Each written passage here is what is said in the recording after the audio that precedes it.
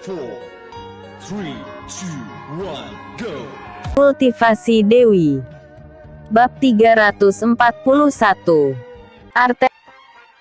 Sambil membungkukkan. Kultivasi Dewi. Bab 341. Artefak Lentera Langit. Perhatian kini beralih kepada wanita yang sedang berjalan menuju ke tempat duduk para tamu kehormatan. Beberapa orang tetua terlihat menghalanginya, tetapi dia memohon dengan sopan. Kaisar Jing berdiri dari tempat duduknya dan meminta wanita itu untuk maju ke hadapannya.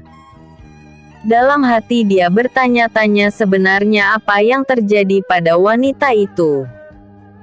Suswangi memberi hormat pada Yang Mulia Kaisar, ucapnya sambil membungkukkan badannya karena kedua tangannya sedang menggendong anaknya yang tidak bergerak sama sekali. Bangunlah, Nyonya. Apa yang terjadi padamu? Tanya Kaisar Jing. Semua orang terdiam mendengarkan percakapan mereka.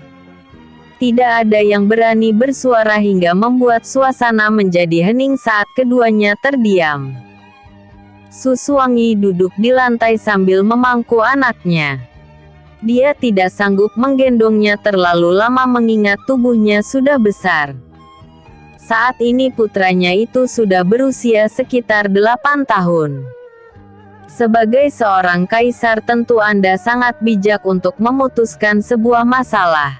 Yang Mulia, saya ingin mengadukan keadaan hidup anak ini. Sejak bayi dia terlahir buta dan mengalami pertumbuhan yang lambat. Sebelumnya saya tidak mengeluhkan keadaan ini karena masih ada suami saya yang membantu mengurus segalanya, tetapi setelah suami saya meninggal dalam bentrokan bersama suku Gletser, saya merasa tidak sanggup lagi mengurusnya sambil bekerja mencari penghidupan. Suswangi berbicara dengan hati yang berat. Anak yang berada di dalam pangkuannya itu pun ikut menangis tanpa suara. Bulir-bulir bening menetes dari sudut matanya yang terpejam. Meskipun dia tidak bisa bicara, sepertinya dia mengerti apa yang dikatakan oleh orang-orang yang ada di sekitarnya. Kaisar Jing terdiam. Masalah seperti ini sangat jarang terjadi. Apa yang dibutuhkan wanita ini bukan sekedar materi untuk mencukupi kebutuhan hidupnya saja. Mengurus anak lumpuh dan melakukan aktivitas sehari-hari tentu membuatnya merasa lelah dan tertekan. Menilik dari usianya, Suswangi juga sudah cukup berumur. Kemungkinannya sangat kecil untuk menarik hati seorang pria yang mau menikahinya. Kakak Tian Feng, bisakah kamu membantuku? Tanya Kaisar Jing pada Gu Tian Feng. Dia buta sepertiku sejak lahir. Tidak ada cara untuk menyembuhkan kebutaan permanen. Sebaiknya kamu meminta bantuan Yiner untuk memeriksa kondisi tubuhnya. Mungkin dia bisa melakukan sesuatu. Tian Feng menoleh ke arah Fang Yin. Penduduk suku Es tidak tahu jika Fang Yin juga seorang ahli pengobatan. Mereka hanya tahu jika putri dari Kaisar Gu itu memiliki kemampuan yang luar biasa dalam bertarung. Merasa dibutuhkan, Fang Yin berjalan maju dan berdiri di hadapan Suswangi dan putranya. Aku tidak berani menjamin akan kesembuhannya, tetapi aku akan berusaha untuk melakukan yang terbaik. Fang Yin berbicara dengan nada serius. Terima kasih, Nona Yin. Suswangi terlihat ragu-ragu. Baringkan tubuhnya dengan baik, perintah Fang Yin. Wanita itu pun melakukannya. Sebenarnya dia merasa takut dan tidak tega jika Fang Yin melakukan hal yang tidak manusiawi padanya. Meskipun putranya itu tidak berguna, dia tetap darah dagingnya yang tidak mungkin diabaikannya. Wajah Fang Yin memang tidak menunjukkan keramahan, tetapi sebenarnya hatinya sangat lembut dan peduli. Kaisar Jing, mundurlah. Fang Yin menatap tajam ke arah Kaisar Jing. Kaisar Jing mengangguk lalu bergerak mundur beberapa langkah. Su Suangi masih duduk di samping putranya. Kini gilirannya yang mendapat tatapan tajam Fang Yin. Kamu juga. Menjauhlah dari anakmu, seru Fang Yin pada Su Suangi. Wanita itu pun beranjak dari duduknya lalu berjalan mundur ke belakang. Hatinya merasa cemas dan berharap sesuatu yang buruk tidak terjadi pada putranya. Wajah semua orang terlihat tegang. Selama ini belum ada pengobatan yang bisa menyembuhkan kelumpuhan dan keterbelakangan pada anak usia dini. Para tabib dalam masa ini masih menggunakan teknik pengobatan kuno dan pengetahuannya tentang obat-obatan masih sangat terbatas. Fang Yin duduk bersila di samping putra Su Suangi. Tangannya mulai bekerja dengan mengeluarkan ki pengobatan dan menandai bagian-bagian tubuh bocah itu yang membutuhkan tindakan lebih lanjut. Semua orang berpikir jika Fang Yin sedang melakukan pengobatan dengan sihir. Terlihat beberapa energi dengan warna yang berbeda menyelimuti tubuh putra Su Suangi. Energi pengobatan berwarna biru dan titik-titik penanda berwarna kuning cerah. Tanda-tanda dari cahaya energi itu tidak menghilang meskipun Fang Yin menghentikan aliran energi pengobatan dari tangannya. Tanpa menyentuh bocah itu, Fang Yin membuat tubuh putra Su Suangi melayang di udara. Dalam satu jentikan jari, Fang Yin membuka pakaian anak itu dan hanya menyidakan penutup di bagian sensitifnya saja. Telapak tangannya terbuka dan muncullah banyak sekali jarum yang melayang di hadapannya. Fang Yin kemudian membakar jarum-jarum itu untuk menyeterilkannya. Tidak butuh waktu lama. Jarum-jarum itu siap digunakan. Tunggu. Apa yang akan kamu lakukan pada anakku? Su Suangi berteriak pada Fang Yin dan membuatnya menghentikan aliran ki pengobatan pada jarum-jarum itu. Jian Heng maju ke hadapan Su Suangi untuk menenangkannya. Sebenarnya bukan hanya Su Suangi saja yang merasa tercengang melihat Fang Yin mengeluarkan jarum-jarum untuk menusuk tubuh putra Su Suangi. Jangan khawatir untuk ini. Aku sering melihat Yiner melakukan pengobatan dengan menggunakan teknik ini. Jelas Jian Heng. Para tetua suku Es dan keluarga Fang Yin ikut berdiri dan mencoba menjelaskan kepada penduduk suku Es agar bersikap tenang. Mereka menjamin jika Fang Yin telah memiliki pengalaman dalam teknik pengobatan ini meskipun tergolong baru. Lanjutkan. Yiner. Seru patriaksi. Fang Yin mengangguk dan kembali berkonsentrasi untuk melakukan teknik pengobatan akupuntur. Jarum-jarum yang telah dialiri ki pengobatan melesat menembus titik-titik penanda di tubuh anak itu. Apa yang dilakukannya tidak lepas dari pengamatan seluruh orang yang ada di tempat itu. Mereka melihat setiap gerakan yang dilakukan oleh Fang Yin. Pengobatan yang dilakukan oleh Fang Yin mulai menunjukkan perubahan. Putra Su Suangi terlihat menggerakkan ujung jarinya. Perlahan tapi pasti pengobatan itu mulai menunjukkan hasil. Aku merasakan ada penghalang di tubuh bocah ini. Sepertinya seseorang menaruh jimat di dalam tubuhnya yang membuatnya sulit berkembang. Mungkin tujuannya baik tetapi caranya tidak tepat. Jelas Fang Yin. Su Suangi maju ke hadapan Fang Yin. Namun, kali ini dia memperlihatkan ekspresi wajah yang berbeda. Mungkin dia sudah mulai percaya pada pengobatan ini. Dulu ayahku meletakkan artefak lentera langit di dalam tubuh Chen Chen setelah aku melahirkannya. Dia mengatakan itu adalah warisan yang akan diberikannya pada putraku. Jelas Suswangi. Sudah kuduga, ucap Fang Yin. Dia kemudian melakukan gerakan dengan pola tertentu untuk mengeluarkan artefak kuno itu dari dalam tubuh Chen Chen. Artefak itu tersimpan di kepala bocah itu dan masuk ke dalam otaknya. Butuh ketelitian dan kerja keras untuk mengeluarkannya. Fang Yin tidak bisa sembarangan melakukan pengeluaran artefak lentera langit di kepala Chen Chen. Dia terlihat sangat berhati-hati dan penuh perhitungan. Apa yang dilakukannya saat ini memiliki cara kerja yang mirip dengan operasi yang terjadi di dunia modern. Tubuh Fang Yin terlihat berkeringat. Dalam pengobatan ini dia tidak membutuhkan energi yang besar tetapi membutuhkan konsentrasi yang baik. Sedikit saja kesalahan akan berakibat fatal pada Chen Chen. Perasaannya merasa sedikit lega saat melihat sebuah benda mirip seperti sebuah batu seukuran kelereng berwarna jingga menyembul keluar dari kening Chen Chen. Batu itu memancarkan sinar yang sangat terang dan menyilaukan pandangan mata semua orang yang berada di tempat itu. Aura energinya terasa begitu kuat. Tidak heran jika artefak ini memiliki pengaruh yang tidak biasa pada tubuh Chen Chen dan menjadikannya seperti seorang mayat hidup.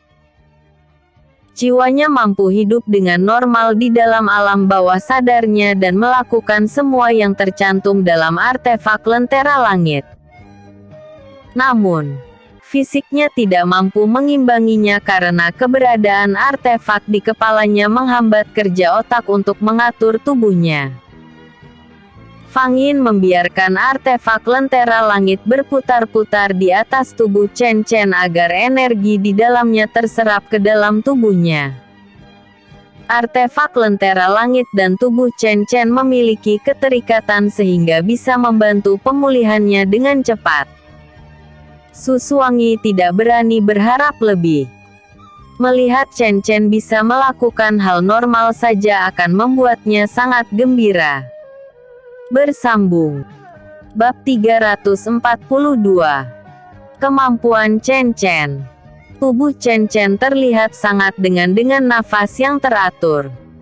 Selama penyerapan berlangsung matanya masih tertutup rapat. Hanya gerakan dadanya yang naik turun saja yang menandakan bahwa di dalam raganya masih ada nyawa. Setelah seluruh esensi energi di dalam artefak lentera langit terserap seluruhnya, artefak itu berhenti bercahaya. Mata Chen Chen perlahan terbuka. Untuk pertama kalinya dia melihat dunia. Tubuhnya yang berada dalam keadaan berbaring di udara mulai bergerak secara perlahan. Fang Yin berniat untuk menangkapnya dan mengambilnya ke dalam gendongannya tetapi Jian Heng maju ke depan dan menangkap tubuh Chen Chen yang bergerak pelan. Meskipun Chen Chen masih anak-anak bagi Jian Heng dia tetaplah seorang pria, pikirnya. Dengan gesit dia membantu anak itu mengenakan pakaiannya. Semua orang terpana saat melihat tubuh kurus Chen Chen bisa berdiri dengan tegak ketika Jian Heng memakaikan pakaiannya.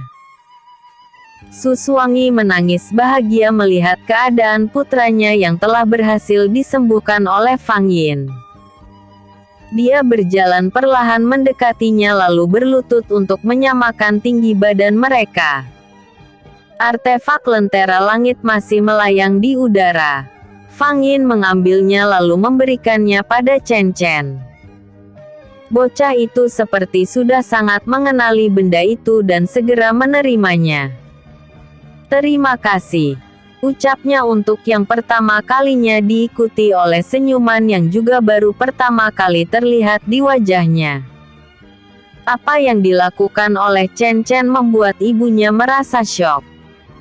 Hampir saja dia terjatuh karena tidak percaya dengan apa yang terjadi pada putranya.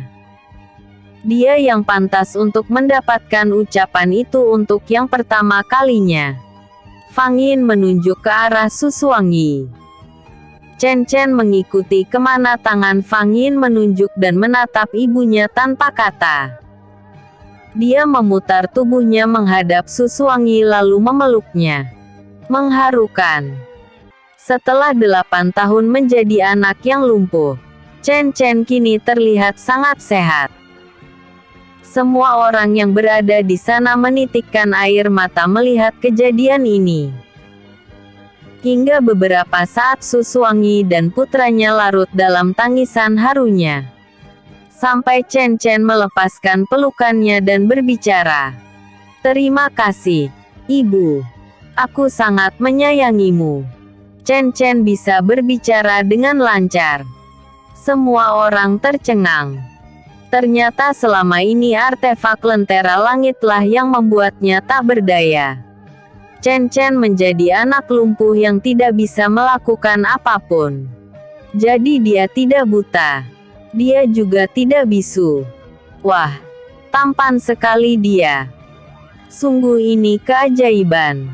Benar. Ini adalah sebuah keajaiban. Semua orang saling bersahut-sahutan menanggapi kejadian ini. Mereka merasa takjub dengan perubahan yang terjadi pada bocah itu. Patriaksi meminta para penduduk Gunung Perak untuk tenang. Kemudian dia meminta Fang Yin untuk maju ke depan dan menjelaskan apa yang sebenarnya terjadi pada Chen Chen. Fang Yin melakukan apa yang diperintahkan oleh patriaksi. Di depan semua orang, dia menceritakan secara singkat tentang apa yang sebenarnya terjadi. Kakek dari Chen Chen menyegel kekuatannya pada artefak lentera langit untuk diwariskan kepadanya. Dia menyimpan artefak itu di kepala Chen Chen sesaat setelah dia dilahirkan. Tanpa disadari benda asing yang berada di kepala Chen Chen itu membuat kerja otaknya terganggu. Akibatnya, seluruh tubuh dan organ-organ penting di dalamnya tidak bisa berfungsi dengan baik. Sebenarnya apa yang dilakukan oleh kakek dari Chen Chen bukanlah suatu hal yang buruk. Hanya saja dia tidak bisa mengerti bagaimana cara untuk menyegelnya dengan benar tanpa menimbulkan gangguan. Penjelasan singkat dari Fang Yin membuat semua orang mengerti. Sebagian mereka bertanya kepadanya tentang keadaan Chen Chen setelah ini. Mereka merasa penasaran apakah bocah itu bisa hidup normal atau justru memiliki kelebihan dibandingkan dengan anak-anak seusianya. Menanggapi hal ini, Fang Yin membutuhkan sebuah riset. Dia tidak tahu apakah selama 8 tahun berlalu Chen Chen memiliki kekuatan yang tersegel di dalam artefak lentera langit atau tidak. Tanpa pertunjukan dari Chen Chen tidak akan ada yang tahu apakah dia melakukan latihan di alam bawah sadarnya selama 8 tahun ini atau hanya menyimpannya saja. Chen Chen merasa terpanggil. Dia ingin menunjukkan kepada semua orang bahwa dia bukan orang lemah seperti yang mereka pikirkan. Aku telah hidup di alam kekosongan jiwa dan melakukan banyak hal seperti yang tertulis dalam artefak lentera langit. Pendengaranku juga mengajarkan banyak hal. Semua yang dilakukan oleh orang-orang di sekelilingku, aku juga bisa melakukannya. Penjelasan Chen Chen membuat semua orang tercengang.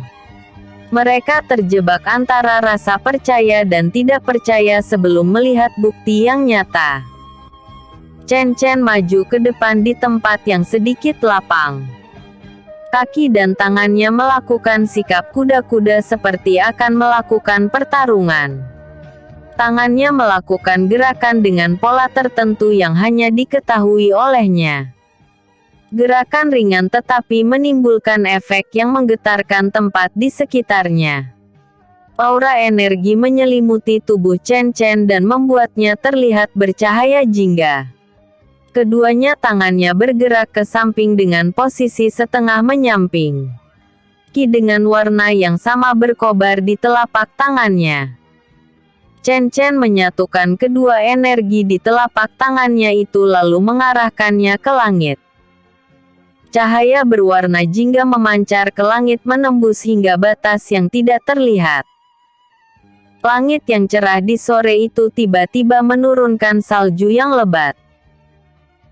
Keadaan ini memaksa penduduk Gunung Perak yang berada di tempat terbuka berlarian mencari tempat berteduh. "Cukup, anak muda," seru Fang Yin pada Chen Chen. Bocah kecil itu pun menuruti perintah Fang Yin dan menghentikan hujan salju yang tercipta dari energinya. Chen Chen mengatakan pada Fang Yin dan para tetua jika ini hanyalah salah satu kemampuannya. Masih ada kemampuan lain yang dimilikinya. Namun, dia tidak bisa mengeluarkannya jika tidak sedang menghadapi musuh. Bisa dipastikan bahwa kemampuan kakeknya yang tersegel di dalam artefak lentera langit sepenuhnya menjadi miliknya. Usianya yang masih berada di bawah 10 tahun membuatnya belum bisa mengoptimalkannya.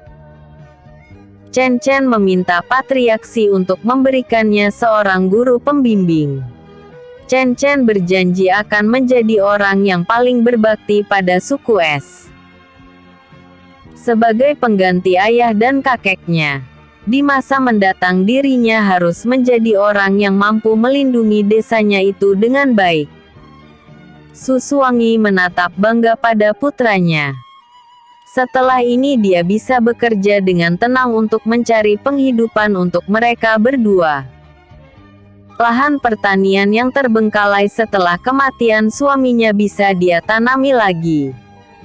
Kaisar Jing yang merasa berkesan dengan kemampuan Chen Chen memberinya hadiah berupa koin emas dan beberapa pakaian. Jika ibunya mengizinkan, dia ingin membawa dan menyediakan pendidikan khusus bersama putra-putranya di Kekaisaran Benua Utara. Patriaksi dan para tetua merasa senang dengan penghargaan itu. Namun, mereka tidak ingin kehilangan aset berharga suku es. Mengingat pembantaian yang terus dilakukan oleh para kultivator ketika mereka sedang berada di luar Gunung Perak, suku es kini kekurangan praktisi bela dirinya yang berbakat. Untuk itu, mereka tidak mengizinkan Chen Chen dibawa oleh Kaisar Jing. Di Kekaisaran Benua Timur, Kaisar Ning berlatih di dalam ruangannya. Aura jahat di tubuhnya semakin menjadi-jadi dan membuatnya kehilangan sifat manusianya. Setiap hari dia secara diam-diam pergi menyelinap keluar dari istana untuk mencari korban manusia. Satu jiwa yang didapatkan membuat kekuatannya bertambah naik menjadi 1 tingkat. Butuh setidaknya 100 jiwa untuk membuat kekuatannya menjadi sempurna. Setelah permaisuri Ning terlelap, Kaisar Ning mengendap-endap berjalan meninggalkan kamarnya. Senyum menyeringai tergambar jelas di wajahnya saat dirinya berhasil keluar dengan aman. Bersambung, bab 343. Kecurigaan Ning Yaoxi. Malam ini, Kaisar Ning merasa sangat puas karena mendapatkan beberapa orang korban sekaligus. Tidak ingat secara pasti jumlah yang telah didapatnya, tetapi kesempurnaan itu semakin dekat. Sebelum dia kembali ke istana, dia membersihkan tubuhnya dari noda-noda darah yang menempel. Tidak lupa dia juga mengganti pakaiannya karena terkoyak di beberapa bagian. Setiap kali Permaisuri Ning menanyakan tentang penampilannya yang berbeda, Kaisar Ning selalu menjawab jika dirinya merasa gerah dengan pakaian sebelumnya. Begitu juga dengan hari ini. Permaisuri Ning pun tidak banyak bertanya lagi dan memilih untuk tidur mengingat hari masih malam.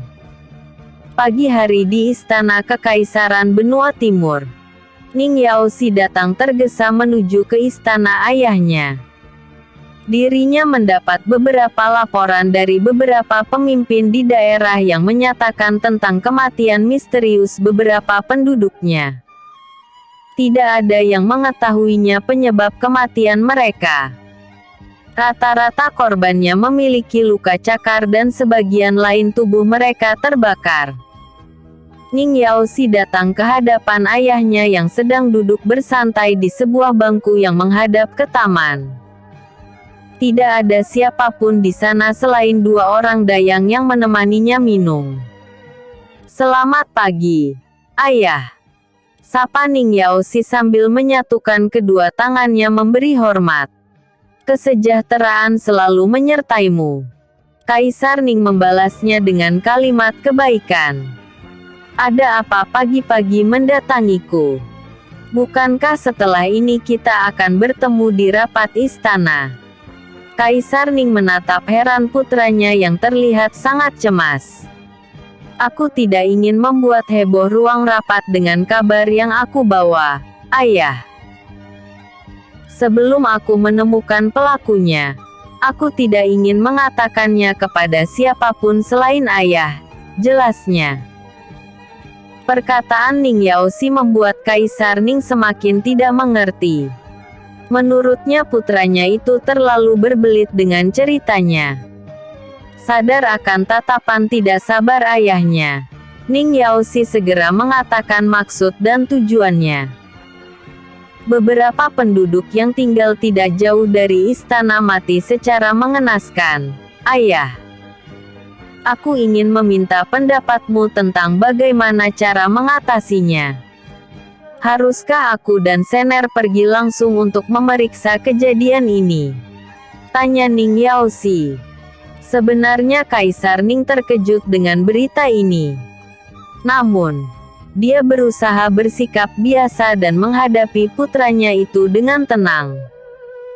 "Kamu tidak perlu memikirkan masalah sepele seperti ini. Aku pikir ini bisa jadi merupakan jebakan dari musuh yang sengaja mengganggu. Dengan kewaspadaan kita yang terganggu mereka akan mudah memporak-porandakan pasukan kita," jelas Kaisar Ning. "Cukup masuk akal, Ayah. Aku hanya tidak ingin korban terus baru berdatangan dan menimbulkan ketakutan di masyarakat." Ning Yaoxi berusaha meyakinkan ayahnya agar mengizinkannya pergi. Sebanyak apapun alasannya, Kaisar Ning tetap tidak mengizinkan Ning Yaoxi pergi. "Sepertinya aku harus menghentikan pengambilan jiwa manusia beberapa waktu ke depan." Xier tidak pernah berbicara omong kosong. Dia pasti akan mengusut kejadian ini hingga akar-akarnya. Kaisar Ning bergumam dalam hati. Merasa tidak mendapatkan dukungan dari ayahnya, Ning Yaoxi berpamitan untuk pergi dari sana. Dia ingin pergi mencari Ning Musen untuk membicarakan masalah ini. Dia ingin mengurus masalah ini tanpa mengganggu jadwal latihan dan persiapan pasukan untuk menghadapi kedatangan pasukan pemberontak yang tidak pasti kapan akan datang. Ning Musen sedang berlatih di halaman belakang istananya ketika Ning Yaoxi datang. Mereka kemudian mengobrol untuk membicarakan masalah ini. Sifat Ning Musen tidak jauh berbeda dengan sifat sang ayah. Dia memiliki sifat acuh dan tidak peduli. Jiwa sosialnya sangat rendah dan menganggap kakaknya terlalu baik dan membuang-buang waktu saja. Merasa tidak ada yang memihaknya, Ning Yaoxi pun ikut menyerah. Dia merasa bimbang untuk mengusut masalah ini sendirian. Tanpa dukungan mereka, rasanya akan sulit untuk mengatasi masalah yang terjadi. Malam hari, Ning Yaoxi mencari udara segar dengan duduk di atas atap istananya. Malam itu cuaca sangat cerah dan menampakkan bulan sabit yang menerangi langit. Lelah duduk, Ning Yaoxi pun membaringkan tubuhnya di atas atap yang sama. Posisinya saat ini membuatnya tidak terlihat dari sisi manapun. Di tengah lamunannya, dia mendapati seseorang tengah melintas di udara. Meskipun tidak melintas dalam jarak yang dekat, tetapi Ning Yaoxi bisa melihatnya. Ning Yaoxi berinisiatif untuk mengikutinya diam-diam. Untuk menghindari ketahuan, dia mengambil jarak aman dalam misinya. Target yang diikutinya tidak merasakan kedatangannya. Ning Yaoxi terus waspada agar bisa menangkap basah apa yang dilakukan oleh pria misterius tersebut. Setelah sampai di luar istana, Ning Yaoxi bisa bergerak lebih leluasa dan menyembunyikan kehadirannya dengan baik. Pria misterius itu pergi menuju ke sebuah desa yang berada cukup jauh dari istana. Gerakannya begitu cepat sehingga membuat Ning Yaoxi sedikit memiliki perjuangan agar tidak kehilangan jejaknya. Ning Yaoxi berhenti ketika melihat pria misterius itu sedang mengintai penduduk desa yang sedang berbincang di tepi jalan. Siapa dia dan apa yang akan dilakukannya malam-malam begini? Tidak mungkin seorang anggota istana pergi keluar untuk merampok harta penduduk desa yang tidak seberapa. Ning Yaoxi bertanya-tanya dalam hati. Bersambung. Bab 344. Setengah Iblis. Ning Yaoxi mengintai pria berjubah hitam itu dari tempat yang tersembunyi.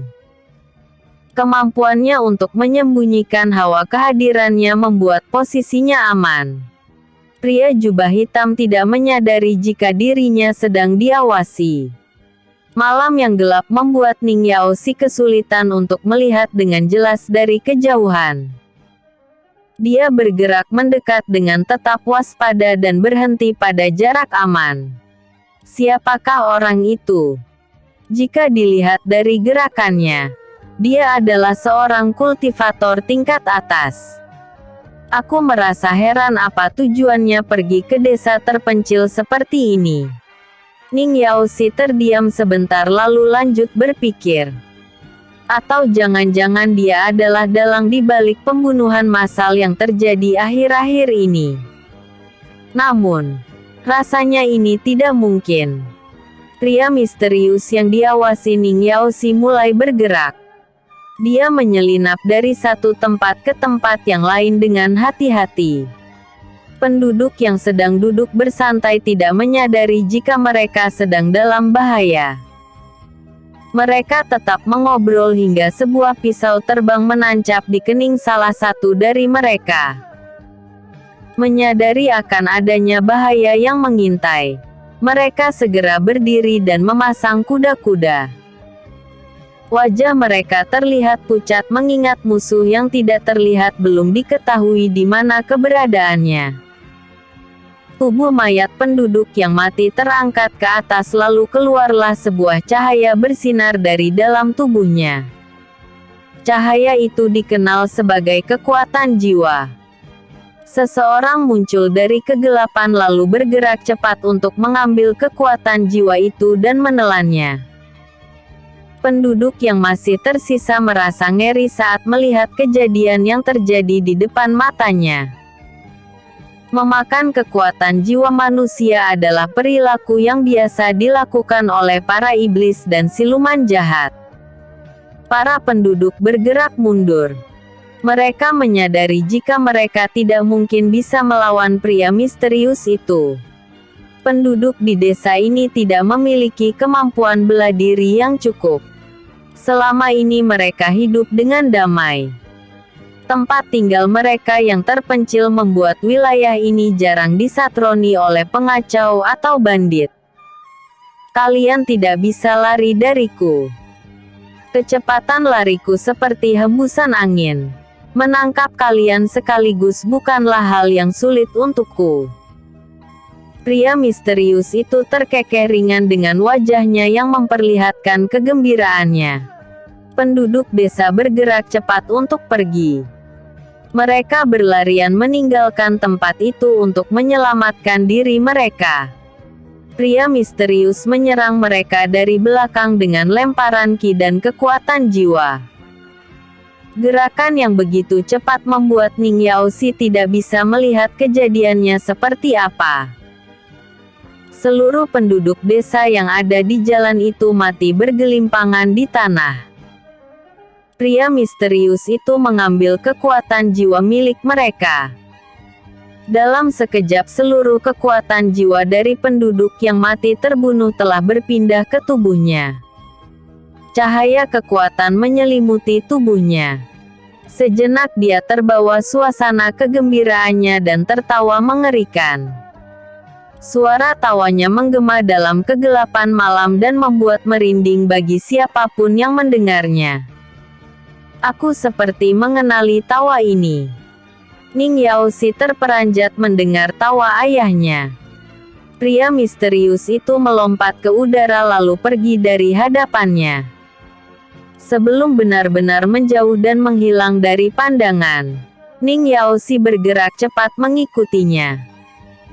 Mereka berdua pergi meninggalkan desa itu untuk kembali ke istana.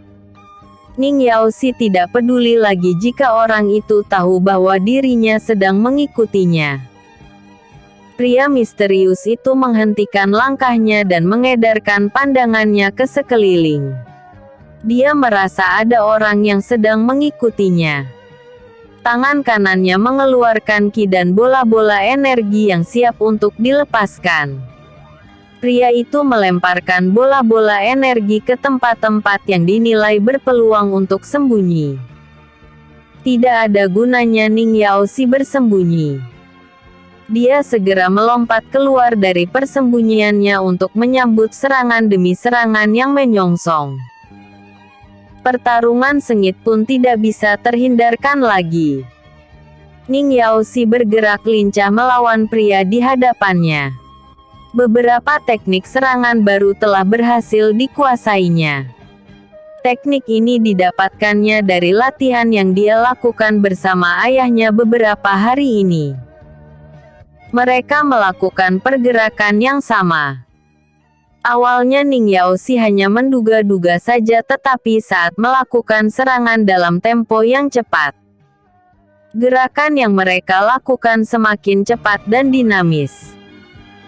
Pertarungan yang dilakukan keduanya berlangsung cukup lama hingga Ning Yaoxi terhempas oleh sebuah gelombang energi dahsyat.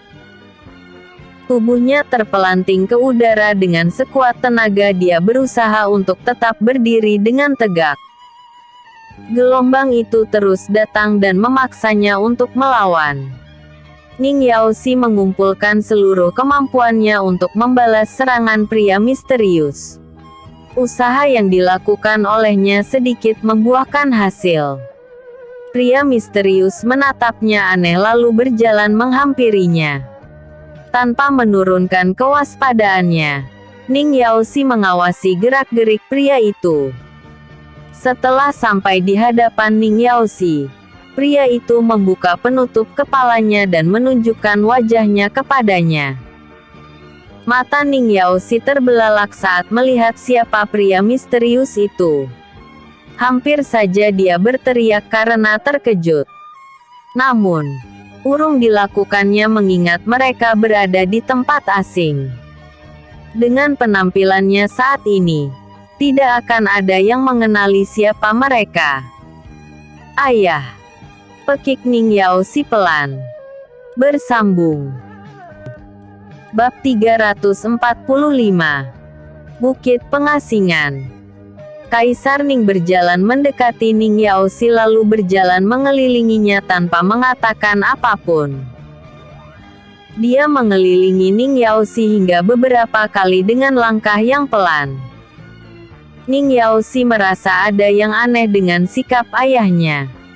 Saat ini dia terlihat seperti orang asing yang tidak dikenalnya. Pantas saja ayah tidak melakukan tindakan apapun saat aku melaporkan tentang peristiwa pembunuhan massal yang terjadi. Rupanya dirinya sendiri yang melakukannya. Ning Yaoxi menatap ayahnya tak percaya. Setelah berpikir beberapa saat, akhirnya Ning Yaoxi tidak bisa menahan dirinya untuk bertanya lagi pada ayahnya. Apa yang ayah lakukan? Mereka hanya warga sipil biasa yang tidak berdosa. Mengapa ayah begitu tega menghabisinya dengan brutal? Tanya Ning Yaoxi dengan wajah sedih. Kaisar Ning menghentikan langkahnya lalu menatap dalam ke arah Ning Yaoxi. Tatapan dingin yang menyiratkan dendam dan kekejaman itu terlihat seperti bukan milik ayahnya. Aku hanya mengambil kekuatan jiwa mereka untuk menyempurnakan kekuatanku. Kuharap kamu mau menutup mulutmu dan tidak mengatakan ini pada siapapun atau... Kaisar Ning menggantung kalimatnya. Atau ayah akan membunuhku juga. Ning Yaoxi yang terlihat marah menentang maut dengan menjawab ucapan ayahnya. Kaisar Ning mengeluarkan tatapan membunuhnya. Baru kali ini dia melihat putranya itu menjawab ucapannya dengan berani. Sangat terlihat jika dirinya tidak menyukai itu.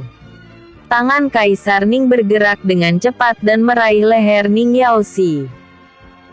Dia mencengkeramnya dengan kuat dengan ekspresi wajah yang sangat marah. Jangan pernah berani untuk menentangku karena semua yang kulakukan ini adalah demi kalian. Kamu pikir kehidupan nyaman yang kalian rasakan saat ini akan tetap ada jika Putri Gu Fangyin telah kembali dan memporak-porandakan semuanya? Hah! Teriak Kaisar Ning. Ning Yaoxi hampir kehabisan nafas. Kedua tangannya berusaha untuk melepaskan tangan Kaisar Ning yang mencekiknya. Tenaga Kaisar Ning begitu kuat sehingga membuat apa yang dilakukannya menjadi sia-sia. Jangankan untuk berteriak, untuk berbicara pelan pun Ning Yaoxi tidak sanggup lagi. Wajahnya terlihat menegang dengan otot-otot yang menarik matanya untuk terbuka lebar. Saat nyawanya sudah di ujung tenggorokan, Kaisar Ning melepaskannya dan membanting tubuhnya ke belakang. Ning Yaoxi jatuh tersungkur di tanah dan terbatuk beberapa kali. Untuk beberapa saat dirinya tidak bisa melakukan apapun selain berusaha untuk memulihkan tenaganya. Kaisar Ning melangkah maju untuk mendekatinya.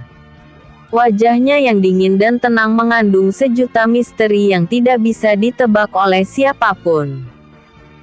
Bahkan Ning Yaoxi pun tidak lagi melihat kasih sayang seorang ayah di sana. Ampun, ayah. Aku tidak akan menghalangimu melakukan apa yang kamu ingin lakukan lagi. Ning Yaoxi merasa tidak berdaya. Jawaban Ning Yaoxi membuatnya tersenyum. Tangannya mendorong ke depan dan menarik tubuh Ning Yaoxi dengan kekuatannya. Dalam sekejap tubuhnya telah berdiri dengan tegak di hadapannya. Ingat kata-katamu. Jangan pernah mengatakan ini pada siapapun. Percayalah, seorang ayah tidak akan membiarkan keluarganya hidup dalam kehinaan. Jangan pernah mengalahkan tindakan yang kulakukan karena aku melakukan ini demi tujuan yang mulia. Kaisar Ning berbicara dengan pelan dan penuh penekanan. Aku mengerti, ayah. Ning Yaoxi terpaksa menyetujui ucapan ayahnya meskipun hatinya merasa hancur saat ini. Orang yang dicintainya ternyata menempuh jalan yang salah untuk mencapai tujuannya. Pada dasarnya dirinya melakukan hal ini untuk membuat keluarganya bahagia, tetapi cara yang dilakukan tidak benar. Hingga saat ini, Ning Yaoxi tidak tahu jika ayahnya lah yang telah membunuh Kaisar Gu dan menjadi dalang di balik kekacauan yang terjadi di masa lalu. Pulanglah. Aku akan menyusulmu setelah urusanku selesai. Kaisar Ning tidak ingin pulang bersama Ning Yaoxi. Kebersamaannya akan menimbulkan keingintahuan para penjaga gerbang istana mengingat sebelum tidak ada yang melihat kepergian keduanya. Baik, ayah. Ning Yaoxi tidak berani lagi menentang ayahnya. Dirinya memilih untuk diam meskipun apa yang dilakukan oleh Kaisar Ning bertentangan dengannya. Menurutnya, ayahnya telah melanggar batas kemanusiaan yang seharusnya dimiliki oleh seorang pemimpin. Setelah kepergiannya dari hadapan ayahnya, Ning Yaoxi tidak peduli lagi dengan apa yang akan dilakukan oleh ayahnya. Di hadapannya dia benar-benar tidak berdaya untuk melawan. Hampir saja nyawanya melayang karena menentangnya secara terang-terangan. Kekejaman ayahnya kini membuatnya berkecamuk. Hanya Ning Musen yang mampu mengertinya. Setelah ini dirinya berencana untuk menemuinya. Aku rasa ayah tidak akan tahu jika aku mengatakan semuanya pada Sener. Tunggu. Sener juga akan berada dalam bahasa jika aku mengatakan semua ini padanya. Tidak. Aku tidak ingin melibatkannya. Ning Yaoxi akhirnya memilih untuk diam. Semua yang terjadi hari ini akan disimpannya untuk dirinya sendiri. Dalam acara perjamuan di Istana Kekaisaran Benua Timur, Ning Musen terus saja mengajak Ning Yaoxi berbicara tetapi kakaknya itu hanya menjawab seperlunya saja. Menurutnya ini aneh. Setelah berbaikan dengannya, kakaknya itu biasanya banyak berbicara dan terus memperhatikannya dengan baik. Apa yang terjadi hari ini sungguh berada di luar kebiasaannya.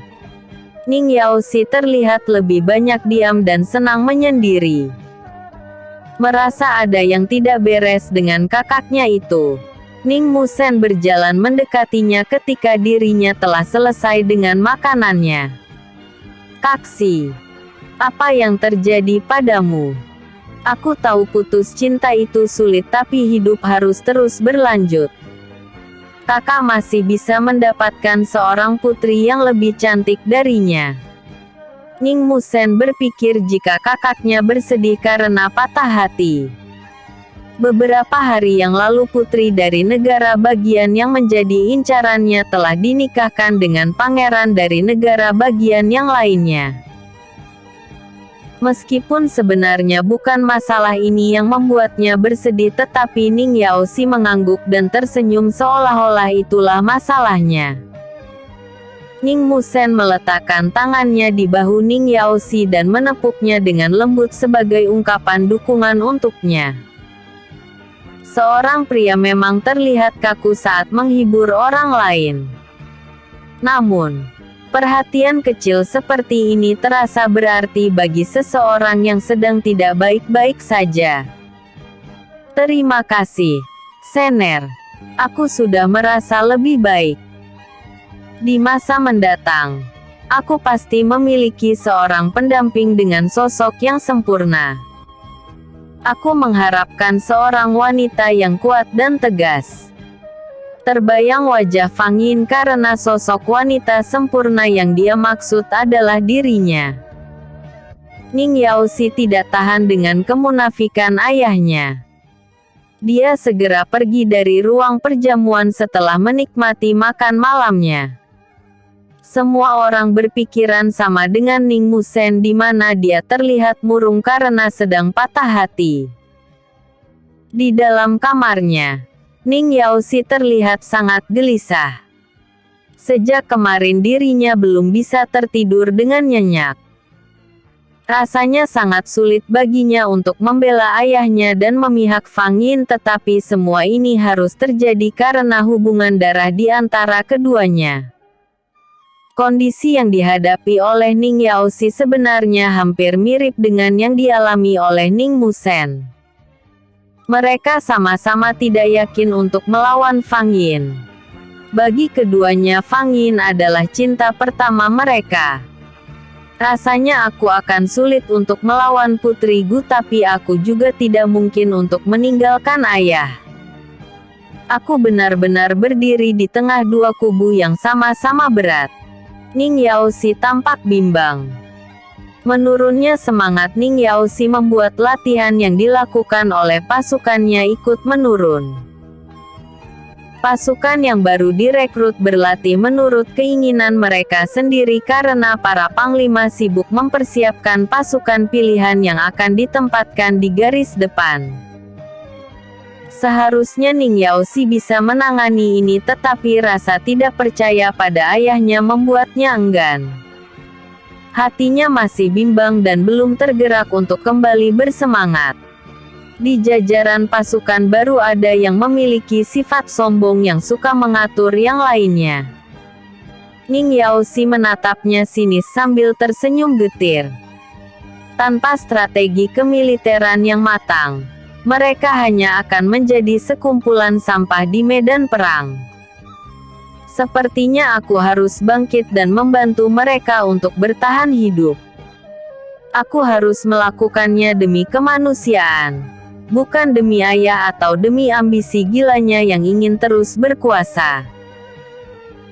Jika setelah ini ayah menjadi pemenang dan tetap berkuasa, maka aku akan memilih untuk pergi meninggalkan istana dan hidup dengan caraku. Ning Yaoxi akhirnya bangkit dan mulai memimpin latihan. Perasaan kemanusiaan yang tinggi membuatnya tidak tega membiarkan para prajurit itu berjalan tanpa pegangan. Mereka tidak akan selamat jika hanya mengandalkan kekuatan fisik semata. Ning Musen juga tidak kalah serius. Dirinya juga membawahi pasukannya sendiri. Namun, dia memiliki caranya sendiri untuk melatih pasukannya. Sifat kejam Ning Musen membuatnya lebih mirip dengan Kaisar Ning. Sementara putra-putranya sibuk dengan pasukannya, Kaisar Ning sibuk dengan latihannya sendiri di dalam ruangan pribadinya. Hari ini dia berencana untuk pergi ke Bukit Pengasingan untuk berkomunikasi dengan para iblis dari dunia bawah. Kaisar Ning datang seorang diri tanpa pasukan. Dia pergi ke sana dengan membawa kristal energi untuk menggaet para iblis agar mau menuruti perintahnya. Tidak tahu kapan penyerangan yang akan dilakukan oleh Fang Yin. Dengan persiapan ini, Kaisar Ning bisa memanggil mereka dalam sekali waktu. Di atas Bukit Pengasingan yang sepi, Kaisar Ning berdiri di puncaknya. Tangannya melakukan gerakan untuk membuat sebuah segel mantra pemanggil roh. Untuk membentuk mantra yang terhubung dengan alam bawah, dia harus menumpahkan darahnya di sana. Saat energinya mulai keluar dan membumbung tinggi di udara, Kaisar Ning menggores telapak tangannya dengan pisau kecil. Darah yang keluar terhisap oleh energi itu. Sebuah segel mantra berwarna merah darah yang mengerikan muncul di udara. Bayangan hitam satu persatu muncul dan mengatakan keinginannya. Saat itu juga Kaisar Ning melemparkan apapun yang diinginkannya. Segala sesuatu yang disukai oleh para penghuni alam bawah telah disiapkannya di dalam cincin penyimpanannya. Makhluk alam bawah yang telah melewati segel darah secara otomatis telah terikat perjanjian dengannya. Mereka akan mematuhi segala perintahnya dan memenuhi panggilannya dalam kedipan mata mereka akan datang. Banyak sekali makhluk dunia bawah yang masuk ke dalam jeratannya. Kaisar Ning tertawa senang. Datanglah. Ayo terus datanglah. Aku akan memberi apa yang kalian inginkan. Jangan takut. Di dalam peperangan yang akan terjadi, kalian bisa mendapatkan keuntungan lain. Kalian bisa memakan jiwa-jiwa manusia yang menjadi korban pertempuran. Kaisar Ning terus memanggil makhluk dunia bawah. Tangannya tidak berhenti untuk memberikan apa yang mereka inginkan. Dia sangat yakin dengan bantuan mereka maka kemenangan akan berpihak padanya. Kaisar Ning tidak tahu jika sebagian besar penduduk dunia bawah juga telah berpihak pada Fang Yin atas komando Raja Iblis Api. Bersambung.